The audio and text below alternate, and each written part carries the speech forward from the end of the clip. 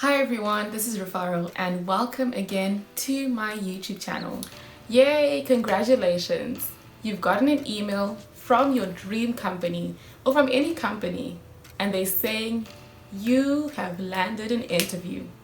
Yes, yes, yes. And you think, I'm in, I've got it. That's great. You have your resume done, you have your suit, your hair's all done, you've prepared and practiced the questions that they could ask you. However, you haven't prepared for the type of questions that you are going to ask the interviewer. If that's you, or if you're not sure how to ask the interviewer questions, then this video is for you. In today's video, I will be going over 3 questions that you can ask in an interview. So of course, the first thing, never say, oh no, I'm good, I don't have any questions for you. Don't ever say that, because it shows that you are not interested. It shows you have not done your research to try and ask questions about this company or about this person. So if you're stuck, if you don't know how to answer that question, if you don't know what to ask, if you don't know what's good to ask and what's not great to ask, then stay tuned for this video, because I will be giving you 3 simple questions and then I'm going to explain why each of them is a great question. So the first question you can ask would go something like this. What kind of people typically succeed with the collaboration style that you have with your team or with this company? So I think this is a great question to ask, because it makes you get an understanding of you seeing if you would be a great fit for this company. You listen out to what they say. If they say someone who enjoys teamwork, someone who is charismatic, someone who maybe enjoys working by themselves, someone who enjoys a competitive environment, or things like that, and you can pick out those keywords and see if they align with you. It would not make sense for you to hear words like someone who enjoys working independently when you enjoy working with a team. Then you can start thinking, is this a great fit for me? Because another thing to remember is when you're interviewing, you are also interviewing the company to see if you would be a great fit for this company or for this position.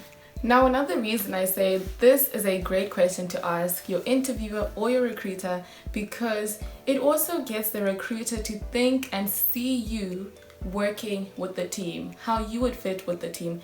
They also start thinking, this person is really trying to see if they would fit in this environment, if they would fit for this company. The second question to ask your interviewer or your recruiter is, where do you see this industry going in the next 5 to 10 years? So again, you can adjust this question a little bit and adjust it for your industry. If you are in accounting or if you're in engineering, you can make it specific to that industry. It's a great question to ask, because then the interviewer can see that this person is truly in this for the long haul.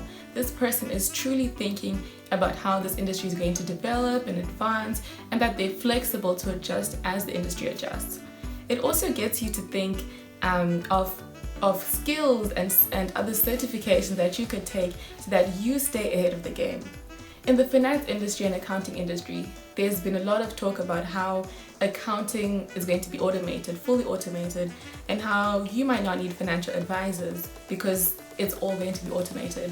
And so if you're in these fields, it would be truly important for you to gain these technical skills so that you stay ahead of the game and you stay competitive. The third question to ask your interviewer is one of my favorite questions that you can ask your interviewer or your recruiter is, what has been one of your favorite projects or engagements at this company?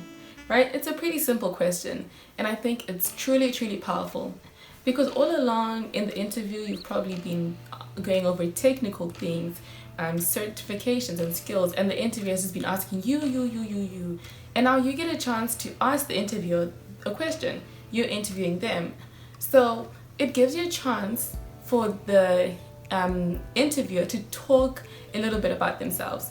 And let me tell you something, people love. People love to talk about themselves and their experiences. I mean, why am I on YouTube? I'm literally sharing my experiences when I interviewed because I enjoy it, right? So the same goes for this. It gives the interviewer a chance to truly go back, revisit engagements and projects they enjoyed, and then you get a chance to actually learn of what the typical work is like, what those expectations are like. And then instead of you having asked, oh, what's a typical day like, what are typical engagements like, you've been able to ask about 3 or 4 questions in one. You've learned about the typical work, the typical expectations, and then you've also asked the interviewer something about their experience. So it's a win-win for you, and I guess for the recruiter as well. So every time that you do an interview and the recruiter asks you, do you have any questions for me? Please, please, please, please, please never answer with, no, I'm okay, or I'll email the questions to you, or that's it, that's fine. You answered all my questions with the information you told me at the beginning of the interview. No, don't ever say that. Always go into an interview with at least 2 to 3 questions. If you have 4 or 5, that's perfect, that's fine. But never, never, never say you don't have anything to ask them. You always want to be interested in your recruiter and in your interviewer. Remember, they took time to ask you 10 plus questions. They took time to read your resume. They took time to fly you out to wherever you're going. And the least you could do is really just ask them some questions. Because honestly, I've been there.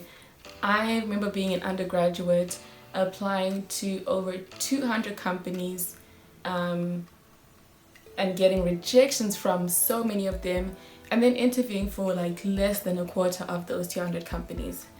And I believe that these type of questions that I asked them, these 3 simple questions I would ask the recruiter, made the difference. They made the difference when I interviewed with Big 4 accounting firms, with Big 4 consulting firms, with investment banks, and with large tech companies. And they can also make the difference for you when you're interviewing with companies.